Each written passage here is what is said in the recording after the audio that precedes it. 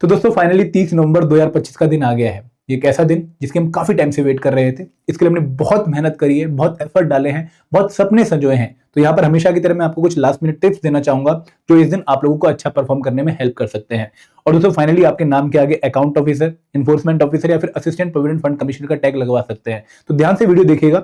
इस वीडियो का पर्पस है कि अगर कोई बच्चा कोई इंपॉर्टेंट पॉइंट मिस कर रहा है तो उसको याद आ जाए। ठीक है, तो ये वीडियो आपके लिए एंड तक देखनी बहुत जरूरी है। शुरुआत करते हैं इस वीडियो की। दोस्तों सबसे पहले हम बात करेंगे कि एग्जाम से एक दिन पहले आपको कौन कौन सी बातों का ध्यान रखना चाहिए, क्योंकि एग्जाम से एक दिन पहले उतना ही इंपॉर्टेंट है जितना एग्जाम डे इंपॉर्टेंट है। देखो, जब आप एग्जाम से एक दिन पहले होते हैं तो आपके मन में बहुत सारे सवाल चल रहे होते हैं, बहुत सारी परमुटेशन कॉम्बिनेशन चल रही होती है। लेकिन दोस्तों मैं आप लोगों से यही रिक्वेस्ट करूंगा कि भाई इस दिन आपका मेन मोटिव होना चाहिए खुद को काम रखना और खुद को फोकस्ड रखना। ठीक है, आप लोगों ने जितनी मेहनत करनी थी, जितने एफर्ट डालने थे, वो आपने पिछले 3-4 महीने विदाउट मिस डाल दिए हैं। आप लोगों ने बहुत मेहनत करी है। एक बार आंख बंद करके अपना लेवल जुलाई 29 का चेक करिए और आज का चेक करिए। You are much ahead. ठीक है, आप एक अच्छे नॉलेजेबल पर्सन बन चुके हैं पिछले 3-4 महीने की मेहनत करने के बाद, and you must appreciate that fact. और इसी नॉलेज के साथ, इसी जो है हार्डवर्क के साथ आपको एग्जाम में जाना है, अपने आप को कैरी करना है। तो यहाँ पे लास्ट डे मैं आप लोगों से सबसे यही रिक्वेस्ट करूंगा कि भाई थोड़ी सी रिलैक्स प्रिपरेशन करेंगे इस टाइम पर। आज के दिन हम अपने आप को ओवरबर्डन नहीं करेंगे। We must do relax preparation, just brush up the most important points of the important components. अगर आपको लगता है कि भाई ये टॉपिक ऐसा है, जैसे इंडियन पार्लियामेंट हो गया, यार इससे क्वेश्चन आने के चांसेस बहुत ज्यादा है, एक बार इसको देख लेता हूँ। ठीक है, एक बार डीप स्पीच को देख लेता हूँ, एक बार जो है मैं अकाउंटिंग प्रिंसिपल्स को देख लेता हूँ, एक बार जो है मैं इंपॉर्टेंट लेबर लॉस पे नजर मार लेता हूँ। बस ये important points, most important points. अब ऐसा नहीं कि आप हर एक कंपोनेंट के हर एक टॉपिक पे जाके चीजें कवर करोगे, नहीं, बिल्कुल ओवर से। और अगेन बहुत टेंशन नहीं लेनी आपको। इस पर्पज से चीजों को कवर नहीं करना है कि यार मैं चेक करता हूं कि मुझे आता है नहीं आता है। आपने इस पर्पज से चेक करना है कि चल देख लेता हूं, ठीक है, अगर मिस हो रहा था तो शायद अब कवर हो जाएगा। इस एटीट्यूड के साथ आपने चीजों को कवर करना है। तो लास्ट दिन मैं सबसे रिक्वेस्ट करूंगा कि बहुत रिलैक्स प्रिपरेशन करनी है।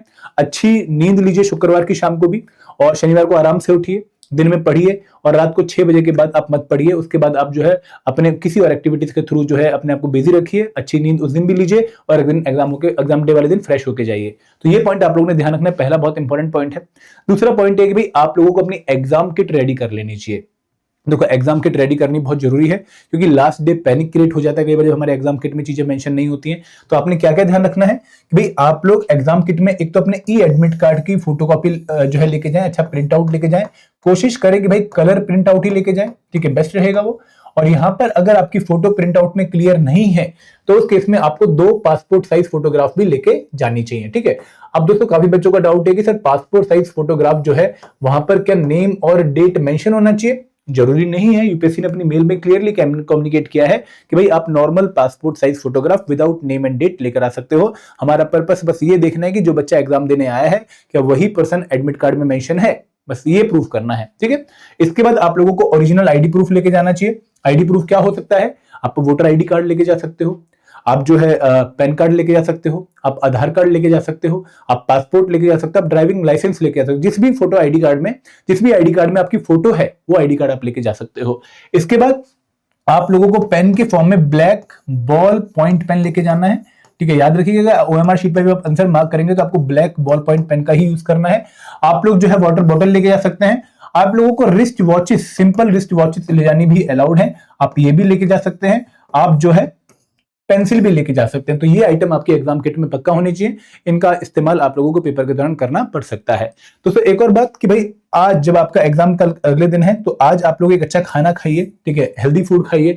मोमोज, स्प्रिंग रोल वगैरह आज के दिन तो अवॉइड कर दीजिए, क्योंकि कई बार जो है पेट की दिक्कतें हो जाती है। तो आप लोगों का नॉर्मल रहना बहुत जरूरी है, और एक अच्छी 8 घंटे की नींद लेके एग्जाम में जाइए। शनिवार की शाम, ठीक है, 6 बजे के बाद पढ़ना नहीं है। अच्छा खाना है, थोड़ा ज्यादा ही खाना है, ताकि बस रात को नींद आ जाए जल्दी, और फिर सुबह उठ के 6 बजे आप एग्जाम सेंटर के लिए रेडी होकर एग्जाम सेंटर पहुंच जाओ। ठीक है, और दोस्तों पॉजिटिव रहिए। तो मैं बार बार यही कहूंगा कि ये सब माइंडसेट की गेम है। जो मेहनत आप लोगों ने करनी थी, जो एफर्ट आप लोगों ने डालने थे, वो आपने डाल दिए। ठीक है, लास्ट दिन अब बहुत ज्यादा चेंज नहीं होने वाला आपकी मेहनत में। आपने जितनी मेहनत करनी थी वो आपने कर ली है। तो इस मेहनत को पॉजिटिवली अगर आपने चैनलाइज करना है तो आपको पॉजिटिव रहना बहुत जरूरी है। ठीक है, आप लोगों का फ्रेश रहना बहुत जरूरी है, आप लोगों का रिलैक्स रहना बहुत जरूरी है। तो एक माइंडसेट डेवलप करिए कि हाँ यार, I have to perform well and I can perform well. बस ये ट्रस्ट अपने ऊपर जनरेट करना पड़ेगा। एंड दोस्तों एग्जाम दिन वाले आपने कौन कौन सी चीजों का ध्यान रखना है? पहली चीज कि भाई एग्जाम सेंटर टाइम पे पहुंच जाइए।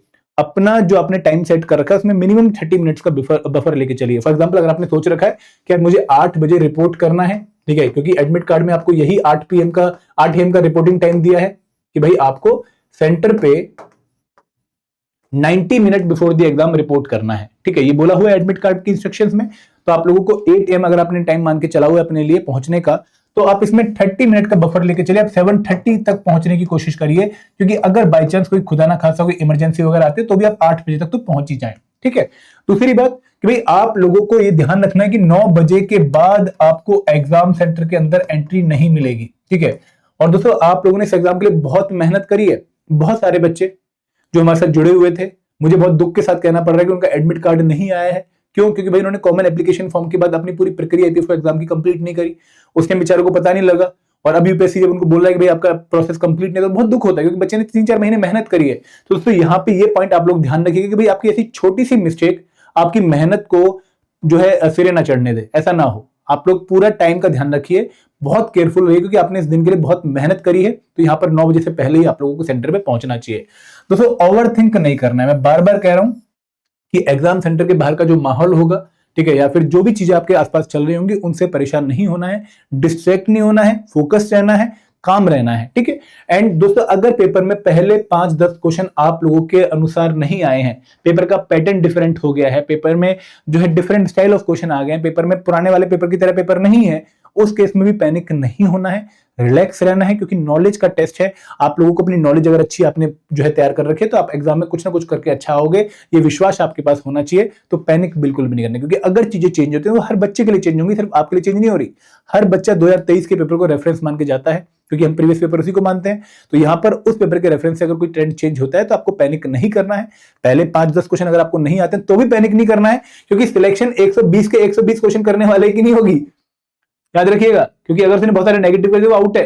सिलेक्शन होगी जिस बच्चे के 80 नेट पॉजिटिव है, 80 नेट पॉजिटिव मतलब अगर 200 प्लस का स्कोर आपका बन रहा है तो आपके सिलेक्शन के चांसेस बहुत ज्यादा है। आपने फोकस यहां पर करना है। अगर पहले 5-10 क्वेश्चन नहीं आते, अगले 110 क्वेश्चन में आपको 95 करेक्ट आते हैं, ठीक है, और 10 क्वेश्चन इनकरेक्ट आते हैं, आपकी सिलेक्शन हो रही है। तो दोस्तों यहाँ पे टेंशन नहीं लेनी है, आपने पैनिक नहीं करना है, रिलैक्स रहना है। आपने बस अपने जो फेवरेट क्वेश्चन है या फिर जो अपनी स्ट्रेंथ वाले क्वेश्चन उनको आइडेंटिफाई कर लेना है। दोस्तों क्लॉक का पक्का ध्यान रखना है, टाइमिंग का पक्का ध्यान रखना है, क्योंकि ये टाइम उस टाइम पर ऐसे बह रहा होगा जैसे गंगा हिमालयों से उतरती है तो पूरी स्पीड में निकलती है। ठीक है, बहुत फास्ट आपका टाइम जा रहा होगा, आपको पता भी नहीं लगेगा कब आधा घंटा, कब 1 घंटा, कब 1.5 घंटा, कब 2 घंटे हो गए। तो हर आधे घंटे बाद एक बार अपनी परफॉर्मेंस चेक करते रहिए कि हाँ मैं इस लेवल तक पहुंचना था और पहुंच गया हूं, बहुत बढ़िया। अगर नहीं पहुंचा थोड़ी सी स्पीड बढ़ाता हूं, थोड़ी सी स्पीड बढ़ाता हूं, लेकिन स्पीड बढ़ाने के चक्कर में केयरफुलनेस को खत्म मत करिएगा। ठीक है, पेपर से पहले हाइड्रेटेड रहिए, अपने पेट का अपने शरीर का ध्यान रखिए, और दोस्तों हल्का खाना ब्रेकफास्ट, हल्का लाइट ब्रेकफास्ट पक्का लेके जाइए, क्योंकि कई बार गैस वगैरह की दिक्कत भी आती है काफी बच्चों को, वो आपको परेशान करते, सिर दर्द वगैरह हो जाता है। तो यहाँ पे उन चीजों को अवॉइड करना है, लेकिन ओवर हाइड्रेटेड नहीं होना है। आपने कोशिश करनी है कि भाई एग्जाम पेपर के दौरान आप वॉशरूम जाने का जो है इस्तेमाल ना करें, क्योंकि वहां पर 2 घंटे में आपका हर एक मिनट क्रूशियल है। दोस्तों OMR शीट का बहुत ध्यान रखिएगा, बहुत ध्यान।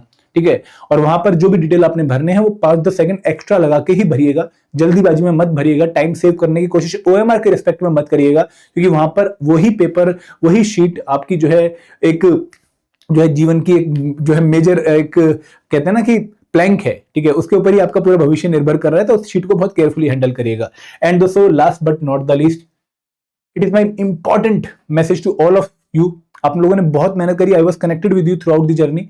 ट्रस्ट योरसेल्फ, अपने ऊपर भरोसा करो, आप कर सकते हो, ट्रस्ट मी, आप कर सकते हो। बस आपको अपना बेस्ट वर्जन एग्जाम में परफॉर्म जो है पेश करना है। अगर आपने अपना बेस्ट वर्जन एग्जाम में पेश कर दिया तो आप पक्का सेलेक्ट हो जाएंगे, मेरी गारंटी है आप लोगों को। तो अपना बेस्ट परफॉर्मेंस देके आइए, गिले शिकवे ना हो कि यार बाद में वो ऐसा कर सकते थे, वो वैसा कर सकते थे। नहीं भाई, हमने अपना बेस्ट दिया, नहीं हुआ कोई बात नहीं, वी आर सेटिस्फाइड। तो वो सेटिस्फेक्शन वाली फीलिंग आपको एग्जाम के बाद पक्का आनी चाहिए, और इसके लिए आपको अपने ऊपर ट्रस्ट करना बहुत जरूरी है।